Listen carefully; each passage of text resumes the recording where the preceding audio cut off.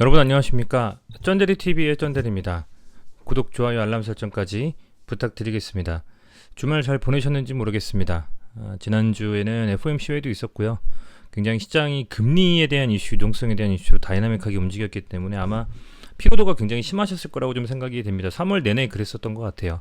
2월 달에도 어찌 보면 기대감은 계속 됐었는데 그만큼 시세가 좀 안 나왔고요.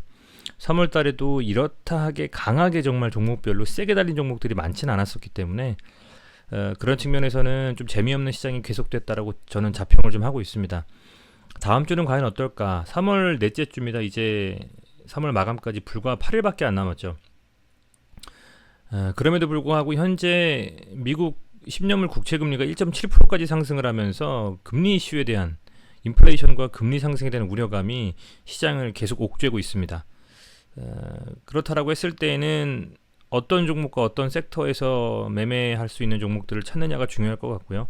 시세 편승해서 계속 날아갈 때 그 종목에 들어가서 어깨에 사서 머리에 파는 것보다는 그동안 시세가 나왔었던 종목이 아래에서 다시 돌아 나오는 움직임을 가져가거나 추가적으로 시장에 있어서 패러다임을 바꿀 만한 그런 가치가 있는 종목들에 집중하는 것도 괜찮은 전략이 아닌가 좀 생각이 되고요.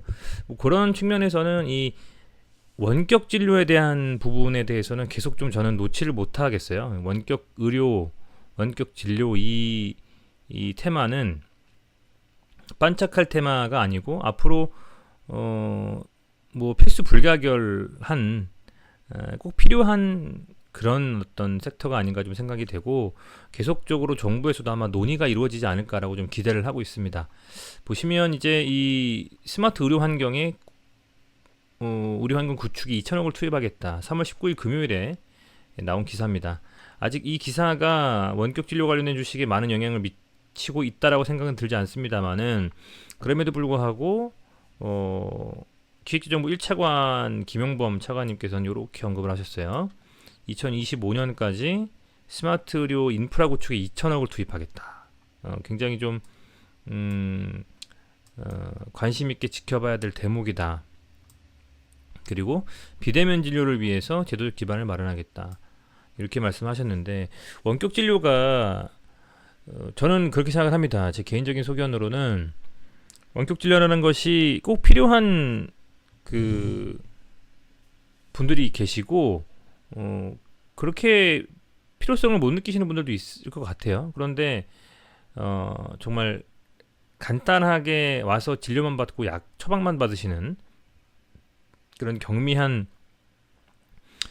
병에 걸리신 분들은 아무래도 특히 그런 분들께서 이제 고령이실 때 거동이 좀 불편하지 않으시겠습니까? 그런 측면에서는 원격 진료로 어떤 프로세스나 어떤 뭐 정부의 정책을 통해서 간단하게 진료를 좀 받고 약을 이렇게 약국에 가서 드실 수 있는 뭐 그런 측면에서 좀 필요하다고 보고 있고 최근 같이 이렇게 코로나 같은 정말 재난이 정말 닥쳤을 때 의료 재난이 이런 때 꼭 필요하다고 좀 생각을 하고 있습니다.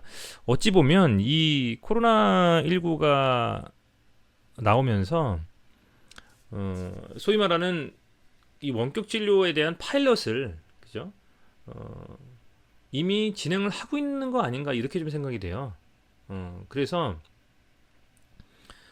만약에 이런 논의가 조금 더 깊이 있는 논의가 진행이 되고 정부 차원에서 의료패와 잘 협의만 된다면 아주 급속도로 이 시장이 커질 수도 있지 않겠느냐 이렇게 저는 보고 있기 때문에 관심을 두고 지켜봐야 되겠다. 코로나 반짝 이슈로 그냥 끝날 만한 섹터는 아니다 이렇게 좀 생각하고 있습니다.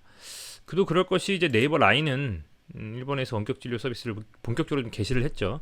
아시겠지만 이제 이 원격 진료 서비스가 일본에서 작년에 이미 좀 개시를 했고요. 그래서 이 헬스케어가 8,600만 명에 대한 그죠? 이용자를 그죠?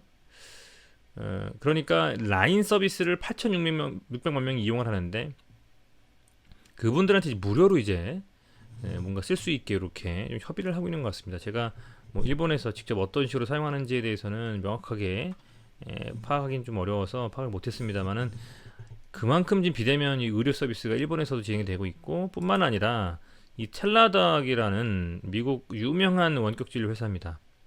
이 회사도 상당히 최근에 주가가 강하게 좀 부양을 하면서 기대감을 더 높였었거든요. 그런 측면에서 지금 텔라독이거든요. 텔라독 차트인데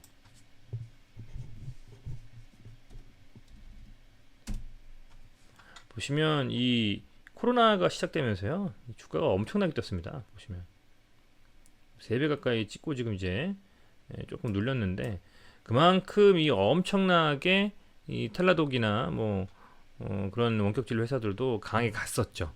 그래서 그런 측면에서는 우리나라도 만약에 시행이 된다면 굉장히 좀 시장에서 반향을 일으킬 만한 섹터가 아닌가라고 좀 생각이 들고 최근에 이 3월 19일에는 또 원격 의료 연구회라는 이 어떤 그 연구회를 좀 창립을 하셨어요. 그래서 심포지엄을 좀 여셨는데 한국 원격 치료가 어디까지 왔나, 그죠? 어디로 갈 것인가 이런 굉장히 좀 그 구체화될 만한 그런 이슈들을 이렇게 발표를 좀 하시는 걸 보고서 진짜 이제 원격 의료라는 것이 점점 더 우리 세상에 현실로 다가올 때가 머지 않았구나 뭐 이런 생각을 좀 하게 됩니다. 그리고 나서 종목을 보니 제가 계속 말씀드렸더니 비트컴퓨터라는 종목도 지금은 10,000원 밑에서 300이평선까지도 눌려버렸거든요. 굉장히 조정을 많이 받고 있습니다. 보시면 이 코로나 이슈 때 3월에 급격하게 올라 4,000원짜리가 이제 14,000원, 최고가 거의 6,000원까지 4배 가까이 상승하고 나서는 조정을 받아서 결국에는 한 반타작 났죠. 최고가 대비해서는 그죠? 8,000원까지 떨어졌습니다만 하반 경직성이 이 8,300원 정도 라인에서 유지가 됐습니다. 더 이상은 빠지지 않는 자리다라고 명확하게 좀 시장에서는 판단을 하고 있는 것 같고 이 보시면 검은 라인이 300이평선인데요. 이 종목은 300이평선을 한번 돌파를 하고 나서는 강하게 상승하고 다시 깨지지 않고 이렇게 잘 버텨줬습니다.